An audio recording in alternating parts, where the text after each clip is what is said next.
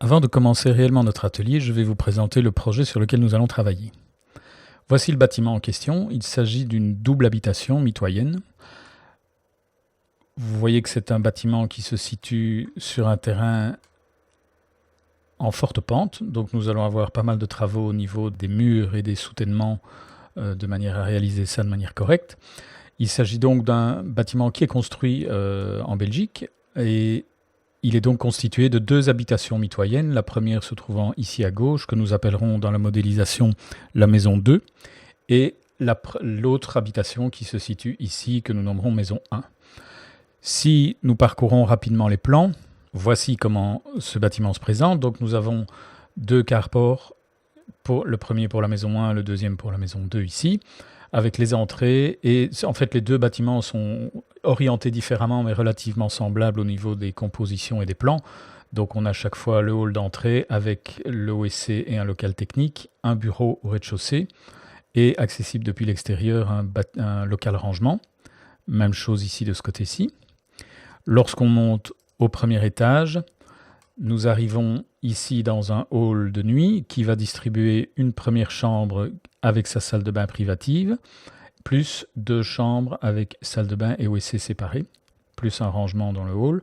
Même chose ici, donc nous avons le hall avec une chambre 1 avec la salle de bain et deux chambres avec salle de bain et WC. On voit, vu les pentes du terrain, que le bâtiment est entièrement enterré sur la partie nord, ici, sur l'arrière. Au deuxième étage, nous arrivons au dernier étage de l'habitation, donc où nous avons un grand séjour avec cuisine ouverte, plus un cellier. Et là, nous avons accès cette fois-ci à la terrasse extérieure à l'arrière du bâtiment, donc qui se trouve plus haut, 2 étages plus haut que le terrain devant le bâtiment. Et donc de nouveau, ici, les deux maisons ont exactement la même composition. Donc on a une cuisine ouverte avec une salle à manger et un séjour, même chose ici, et deux celliers. Voilà, donc nous allons réaliser cette maison entièrement. Donc nous n'utiliserons aucun des éléments qui sont fournis par Revit, donc nous allons partir d'un gabarit vide, mais tous les éléments, quels qu'ils soient, donc que nous parlions des fenêtres, forcément, surtout, donc toutes les menuiseries extérieures, nous allons les modéliser. Tous les éléments de bibliothèque vont être modélisés. La porte intérieure va être modélisée, donc nous n'allons rien prendre d'existant dans les bibliothèques de Revit.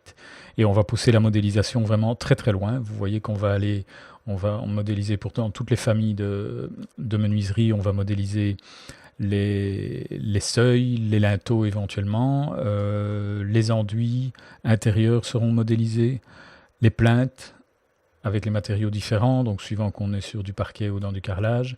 Toutes les dalles vont être modélisées, les enduits sur les plafonds, les enduits sur les paillasses d'escalier, tout va être fait depuis rien du tout, donc un fichier vide, jusqu'à obtenir ce résultat. Ce fichier-ci est le fichier final de la formation, donc qui vous sera fourni dans les fichiers support. Je vais maintenant vous présenter les différents fichiers support qui sont fournis avec cette formation.